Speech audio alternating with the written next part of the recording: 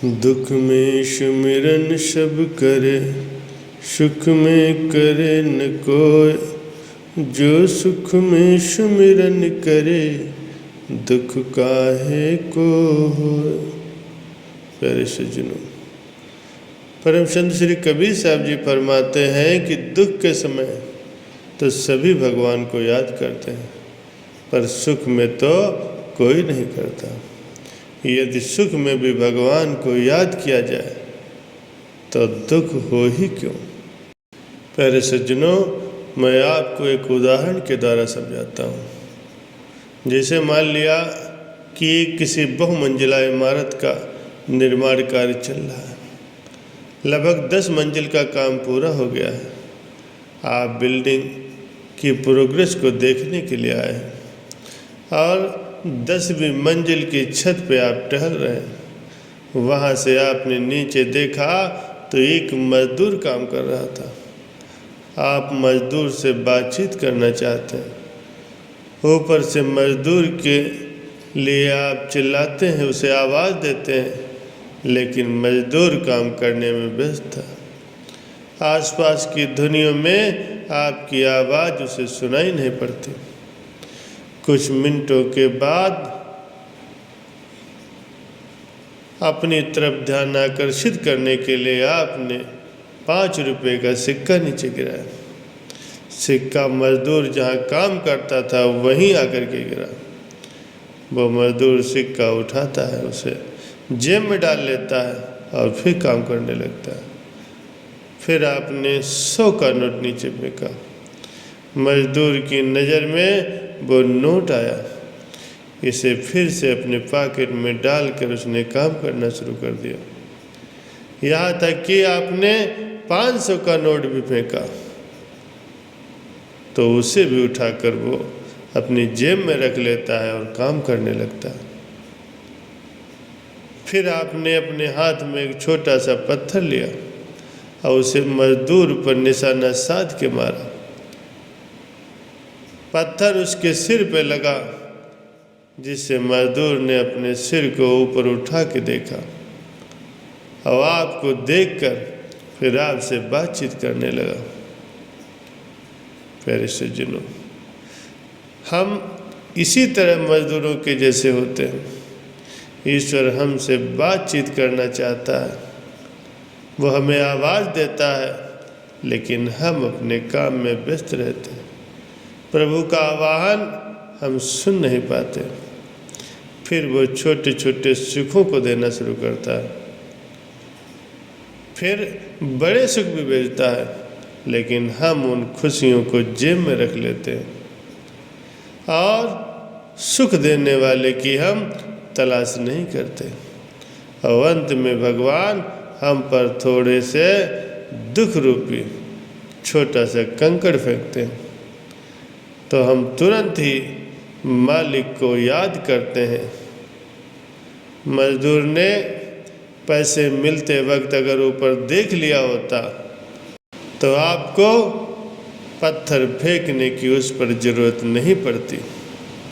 संत फरमाते हैं कि कर्मों का दायरा बहुत बड़ा होता है, जो पूरे सद्गुरु की दया मेहर के बिना खत्म नहीं होता। हम अपने पूर्व जन्मों के कर्मों का फल इसी जन्म में भुगते तथा इस जन्म में कुछ नए कर्म भी बना लेते हैं। पूर्व जन्मों के कर्मों का परिणाम जो कि हम इस जन्म में भोगते हैं, वो परमात्मा की ओर से उस इंसान के लिए निश्चित किया हुआ घटनाक्रम है। उसकी किस्मत या उसका भाग कहलाता है। यदि इंसान चाहे तो पूरे सद्गुरु से नाम प्राप्त करके इसके अभ्यास के द्वारा, उनकी सेवा के द्वारा अपनी किस्मत बदल सकता है और जन्म मरण के चक्कर से हमेशा हमेशा के लिए छुटकारा पा सकता है। प्यारे सज्जनों, जो इंसान भक्ति के रास्ते पर चलता है, सद्गुरु से प्राप्त नाम का जाप करता है, यकीनन उसके भयानक से भयानक पाप कर्म भी पल में कट जाते हैं। संत फरमाते हैं, हमें किसी और के लिए नहीं अपने लिए ही सिमरन करना है, ताकि भविष्य में आने वाली परेशानियों से बच सके, आने वाली बीमारियों से बच सके। आत्मिक तौर पर जब इंसान मजबूत होता है तो शारीरिक तौर पर भी अपने आप मजबूती आ जाती है। आत्मबल जिसके अंदर होता है, सफलता उसके कदम चूमती है। निगेटिव कभी न सोचें, हमेशा ही पॉजिटिव सोचो, हमेशा खुश रहो, मालिक के नाम का सिमरन करो। अगर कोई निगेटिव विचार भी आए तो 5-7 मिनट तक किया गया सिमरन उसी समय उन विचारों के फल से आपको बचा लेगा। कभी भी टेंशन मत लीजिए, मालिक के नाम का लगातार सिमरन कीजिए, मालिक से मालिक को मांगिए। तो यकीनन जब आप मालिक से मालिक को मांगेंगे तो आपके तमाम गम, दुख, दर्द, चिंताएं, परेशानियां मिट जाएंगी। संत फरमाते हैं कि तंदुरुस्ती एक नियामत है। जब इंसान तंदुरुस्त होता है उस जैसी नियामत कोई और नहीं होती।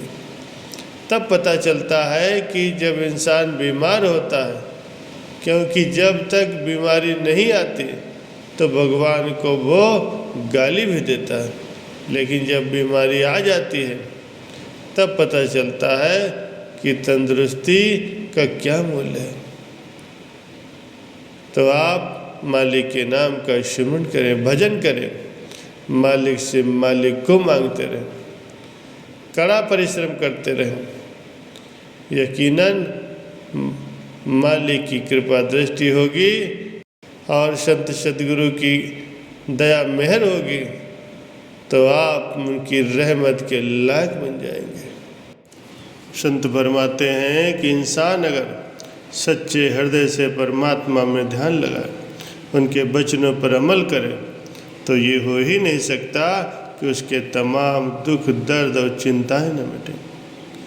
जो सच्ची श्रद्धा भावना से प्रभु को याद करते हैं, उनके तमाम दुख, दर्द और चिंताएं सब मालिक दूर कर देते हैं। उसके अंतःकरण में ऐसा सरूर पैदा हो जाता है, ऐसा नशा आने लगता है जिसको लिखकर बोलकर कल्पना नहीं की जा सकती। आप फरमाते हैं कि किसी इंसान को अपनी भावना, अपने विचारों को शुद्धिकरण करना जरूरी है। टेंशन की बजाय मालिक के नाम का सिमरन करो। जब भी बुरे विचार मन में आए, मालिक का सिमरन करो। इसलिए हमारे विचारों को काबू करने के लिए लगातार सिमरन, सेवा और भजन करो। विचारों को काबू करने का कोई और तरीका नहीं। चलते फिरते, काम धंधा करते हुए मालिक के नाम का सिमरन करो। यकीनन आपके तमाम दुख, दर्द, चिंताएं, परेशानियां मिट जाएंगी और मालिक की दया के आप काबिल बनते जाओगे।